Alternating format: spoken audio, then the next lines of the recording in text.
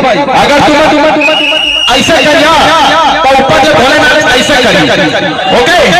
अब अगर तुम ऐसा करिया तो ठेका देगा, तो ठेका नहीं देखना है। आजकल तो ये लाइट हो गया, जमानत पूरा एडवांस हो चुके, तो दोनों हाथ मांगेंगे हमला साइड पे बाजी